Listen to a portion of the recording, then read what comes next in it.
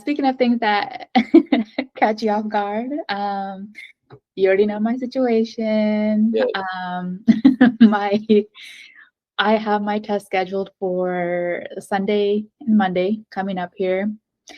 Gosh, I don't know. I think now that it's getting to be like, the week before, I'm in a place where I'm just wondering, do I push it back or do I just take it? It's that kind of like uneasy feeling that I'm having. Um, but I do feel like the way that I prepared this time was completely different from the rest of the time. Yes. I actually took a LOA. So I was actually just studying during this time, and everything from my like all my test scores and everything have improved. But just thinking like, gosh, is it enough? Like, should I have been? And I've never been one to be scoring like 270s and things like that. I'm always been just an average test taker. Sure. So I guess that's kind of where I'm at. At this point right now, I would say yes, I'm going to take the test on this weekend. Um, the only thing I'm thinking is, let's say I push it back like 2 weeks. What exactly would I do during that time? And I might have to like go back to work for like a week or two to kind of figure that out, and then take another 2 weeks off. I've gone through UWorld. Right now I'm just going through my incorrects, but I'm going through the incorrects in the subjects that I'm like been continuously low in, which is like cardio, pulm, and then like the renal, OB-GYN. And then biostats. I've been trying to sprinkle that in a little bit more. I just feel like the biostats stuff, it was so much easier, like step 1, step 2. The step 3 biostats is like completely like, it's weird. It's not like just the, not just the table and stuff. It's absolute pain for sure. Yeah, so I'm just like, okay, I don't know if I should even spend, more time on that, but. So one thing I have a question for on you, when you look at your UWorld, if you could pull it up, are there any sections that are greater than a 15 to 20% disparity between? So like, let's say that your average for cardiology is a 70, then your average for psych is a 40 or something like that. Like, is there any sections that are notable outliers? Okay, and how many questions do you have left? I've completed the question bank. I mean, how many missed questions? Oh, how many missed questions that I have left? 720. Okay. And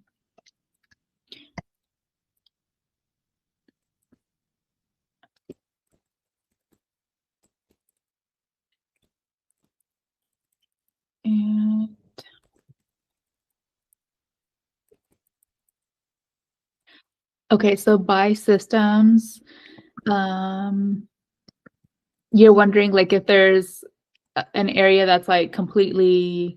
Yeah, like anything that's like over 15 to 20% off of your overall average. So like see what your overall average is for UWorld. Like let's say it's a 65. See if there's anything that's like a greater than 15% variance from that. Okay. No. So everything's pretty uniform. Yeah, everything's pretty uniform. I guess it's just the biostats. So you told me you had about 720 missed questions remaining. Yeah, and the lowest percentages were cardio and biostats. Okay. Review lowest 2 to 3 weakest sections on UWorld 1 times more. Okay, so I'm going to tell you a couple things here. So do not schedule this until you've completed all your missed questions, and there's 2 reasons. All right, reason number 1 is your confidence will skyrocket once you finish the missed questions. All right, and the reason I say that is because obviously everything you missed you missed it for a reason. It's because you were a little bit weak on that topic, or maybe it asked it in a way that you'd never seen asked before. Yeah. Whatever it may be. And that's totally fine, because you're going to have that. But once you've been through those questions and you've seen, oh yeah, I remember I missed this question for this reason, XYZ, your confidence goes up inherently by the time that you finish them. And then number two, it's obviously will improve your score, because these are the things that you just need to practice. Yeah. All right. Next thing is, if you have time, because you're asking like, what can I do in the meantime? If you have time, I would recommend to review all missed questions from each practice test you've taken one more time, because the practice tests themselves are going to be the best approximation that you have. Obviously, UWorld's amazing, but to an extent, it's a teaching tool, not a testing tool. And so you still want to be exposed close to your exam of the highest yield things.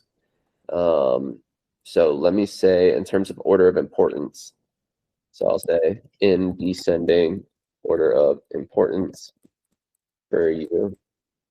So I would say complete your missed questions. Don't forget them. Review the missed questions from each practice test one more time. Even though you've done that, make sure that you review that. That should be completely automatic. You see the concept. You immediately know in your head why you missed it, how you missed it, and how you're not going to miss it in the future. Remind me, have you been through the CMS forms? I actually went through a few from each subject. Okay. Is there one section that you're weaker in terms of shelf disciplines? Like, is there a surgery that you're weaker in? Or what is it? Probably EM.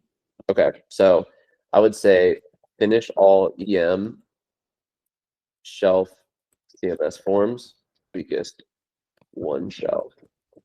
So I'll say target the weakest one shelf. And then down here is, if you have time after all this, review your lowest 2 to 3 weakest sections on UWorld 1 times more, which for you is cardio and biostats. Cardio is a huge section of your test, absolutely huge. And so having these questions as ones that you're not hyper confident on test day opens up a can of worms, because it's not like you're saying ophthalmology is your weakest section. You're telling me cardio, which is like 1 out of every 7 questions on your test. You know, so that's a huge percentage of confidence hits that you're going to take if you're still remaining weak in this. And then biostats, one thing to consider is you can tackle the UWorld biostat specific QBank. So UWorld actually has their own QBank that is literally only biostats.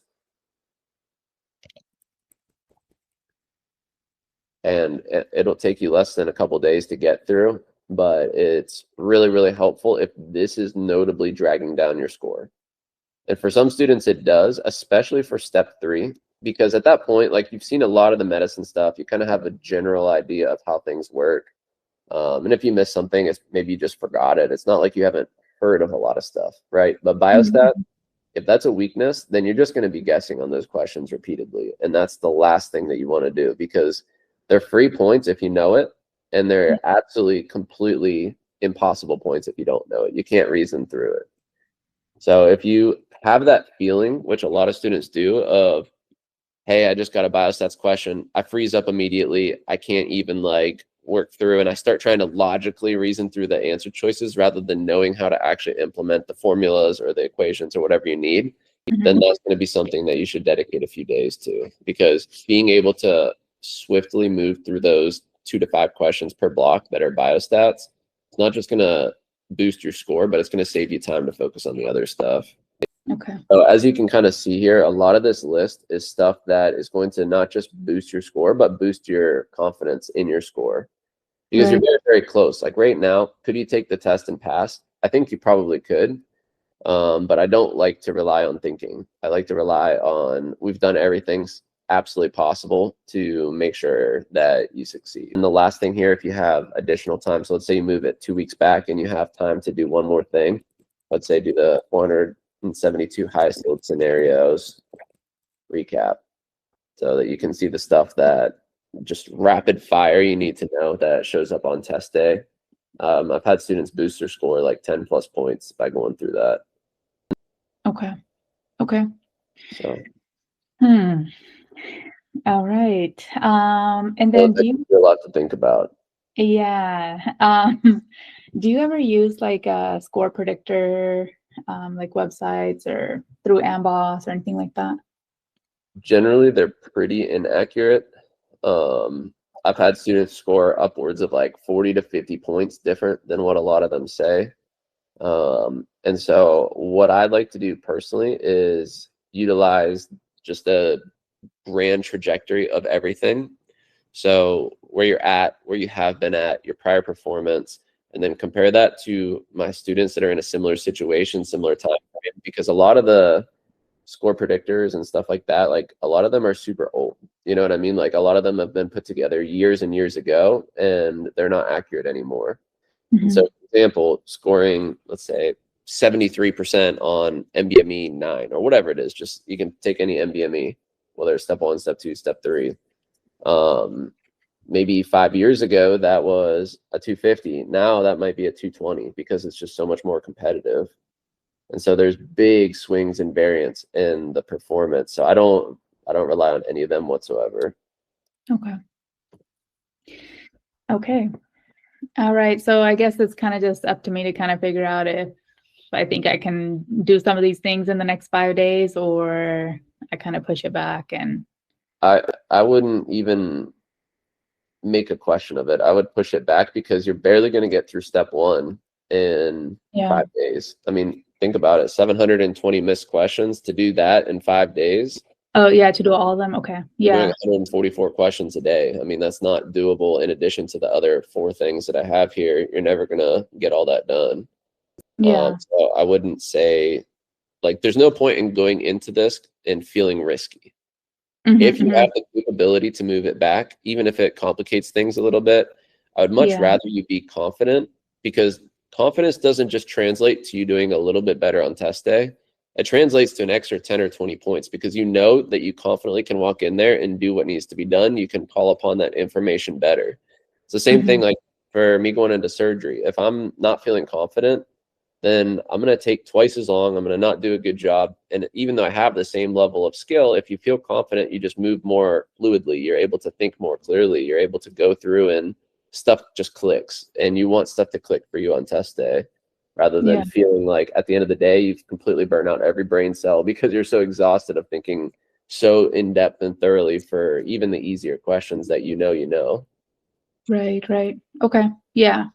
I know that that's not your favorite answer to hear. Nobody likes to study for extra time, but if you're on the fence, 99% of the time, I'm going to recommend to take that extra week or 2 if you can, because it really comes down to a confidence issue at the end of the day, and your mindset going into it is the most important thing. The most important thing. Yeah. Okay. And yeah, this is definitely, something that I don't want to just, just take it and then kind of lose everything there. So absolutely. I appreciate it.